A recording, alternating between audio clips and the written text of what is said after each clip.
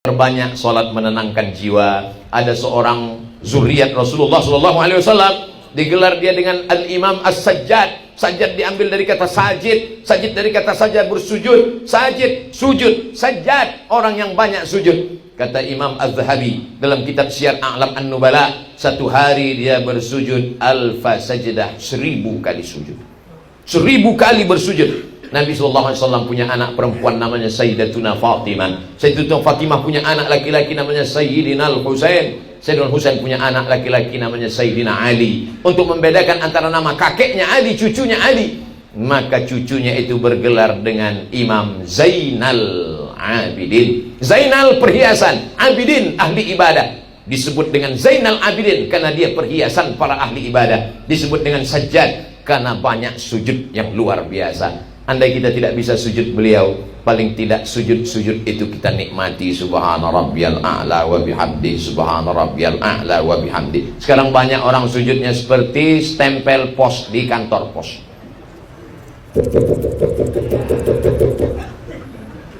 Bahkan dia pun tak sadar tahap yang dia ucapkan. Sholatnya seperti kumur-kumur, seperti dapat gorengan panas. Bahkan ada pula yang sholat mulutnya tak bergerak sama sekali. Allahu Akbar. Tahap yang dia baca.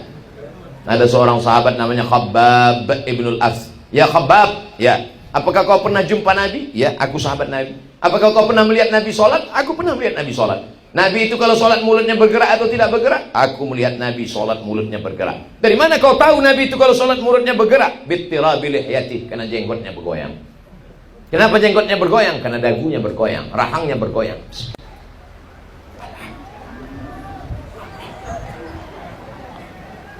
Masya Allah, ini truk yang bergoyang.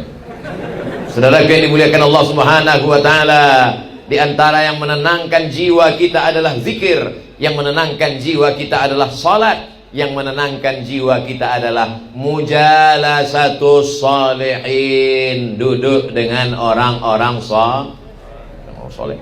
Beruntung orang Pemangki. Betul. Apa beruntungnya? Dia tidak perlu menunggu tablik akbar, dia tidak perlu menunggu tanah lapang ramai izin segala macam panitia, tidak perlu menunggu maulid Nabi, tidak perlu menunggu Isra Mi'raj, tidak perlu menunggu tahun baru hijrah, tidak perlu menunggu halal bihalal. Hadir ke majlis Raudhah Pemangki, ketenangan jiwa akan datang.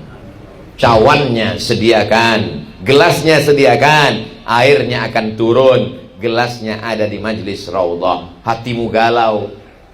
Semakin besar kota, semakin hebat metropolitan, semakin banyak diskotik, night club. Kenapa? Orang di kota besar stres, di kantor ditekan atasan, pulang kerja macet kena tilang, di rumah ditekan istri, akhirnya karaoke. Sudah nyanyi 3 lagu, 4 lagu, happy metal, R&B, rock, enggak juga tenang, makan pil cacing, obat gila, makan narkoba, baru agak tenang, fly.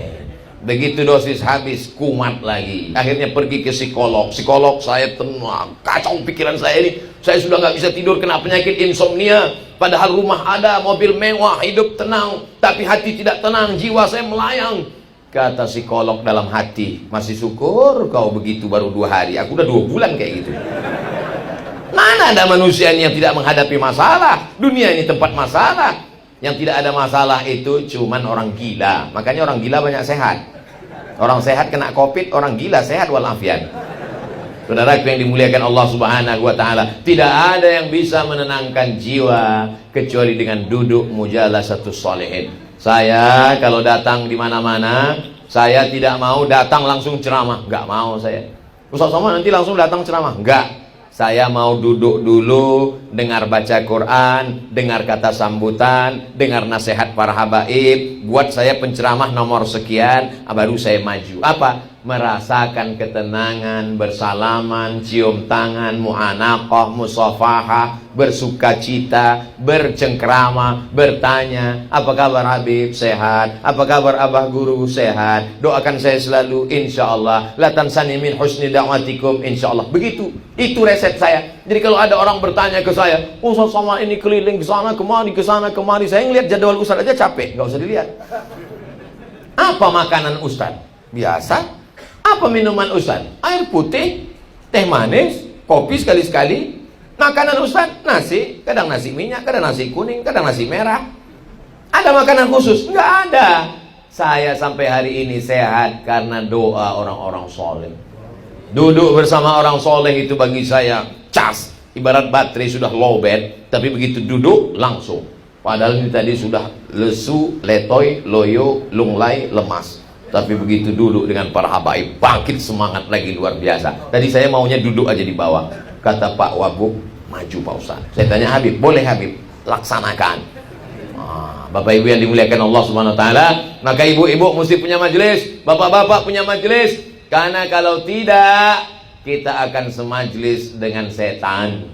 Orang yang semajlis dalam majelis maulid jauh daripada setan. Begitu dia sendiri, setan datang. Man syadza syadza finnar. Siapa yang sendirian masuk neraka. Wa minal isnaini ab'adu. Kalau kamu berdua dengan orang soleh, bertiga dengan orang-orang soleh, berempat dengan orang soleh, nazalat alaihimus sakinah, turun ketenangan. Wasyiyat bihimur rahmah, mereka diliputi rahmat Allah.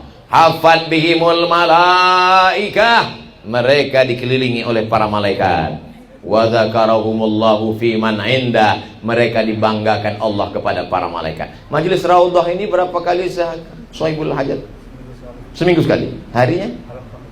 Hari Rabu malam Kamis. Dari jam berapa ke jam? Habis Isya sampai jam 10. 2 jam bersama Rasulullah sallallahu alaihi wasallam. Wa'lamu anna fikum Rasulullah. Solawat-solawat yang dibacakan itu bersama para habaib hadrah, lalu kemudian disampaikan ke makam Rasulullah sallallahu alaihi wasallam. Solawat dari pemangkih dibawa oleh para malaikat. Inna salatakum ma'rudatun alayya. Solawat kamu dari pemangkih dibawa ke makam Rasulullah sallallahu alaihi wasallam. Ya Rasulullah, ini solawat dari pemangkih dari majelis Raudhah, tiap hari dibawakan. Mungkin saya tidak kenal dengan ini orang, tapi ada berkesan. Dia kasih subuh tadi, siang tadi, ketemu dengan orang-orang. Tiap hari dia memberikan sesuatu sehingga kita mengingatnya. Begitulah Rasulullah akan mengingat orang pemangkih, karena setiap hari Rabu malam Kamis ada hadiah ke makam Rasulullah sallallahu alaihi wasallam. Kaifa salatuna ma'rudatun 'alaika wa qad alimta? Bagaimana mungkin salawat kami sampai kepadamu padahal engkau sudah mati dimakan cacing tanah? Kau sudah hancur ya Rasulullah. Nabi menjawab, Innallaha harramal arda ajsadal anbiya. Allah mengharamkan tanah memakan jasad para nabi. Tanah tidak akan memakan jasad para nabi. Nggak percaya. Ada pemakaman pahlawan makam polisi di kampung tempat kelahiran saya. Dulu letak pemakaman pahlawan polisi ini di tengah kota. Akhirnya tata kota berubah, kota menjadi lebar, ini mau dibuat jadi taman. Maka diumumkan kepada seluruh keluarga ahli waris supaya semua keluarga memindahkan jenazah. Mau dipindahkan ke pinggiran kota, dekat pohon karet yang sudah ditebang, dipindahkan pemakaman pahlawan. Akhirnya digali beberapa makam, ditemukan jangankan kulitnya, kain kafannya pun tidak dimakan tanah. Tas ditanya keluarganya, kenapa bisa begini? Ini orang rajin baca Quran, berzikir, bukan nabi. Tidak ada nabi yang ke-26 di kampung saya. Bagaimana dengan nabi? Allah cuma mau kasih tahu pada orang di akhir zaman, kalian yang tidak percaya bahwa jasad nabi tidak dimakan cacing tanah, nih bukan nabi. Orang yang mencintai nabi dengan amal, dengan zikirnya, tidak dimakan cacing tanah. Innallaha harramal arda ajsadal anbiya. Di berbagai macam tempat. Begitu juga pada masa pemerintahan Sayyidina Umar ibn al-Khattab, terjadi banjir bandang sehingga air melewati pemakaman syuhada Badar. Dan ketika itu nampak jenazah Sayyidus Syuhada Hamzah bin Abdul Muttalib masih berdarah, padahal Nabi sudah meninggal, padahal Abu Bakar sudah meninggal. Berapa jarak antara meninggalnya Sayyidus Syuhada Hamzah dengan pemerintahan Umar ibn al-Khattab? Badar terjadi tahun kedua, Nabi meninggal tahun ke-11, berarti ada 9 tahun. Abu Bakar jadi khalifah 2 tahun. 2 tahun tambah 11 tambah 10, 12 tahun. Masuk pemerintahan Umar ibn al-Khattab lebih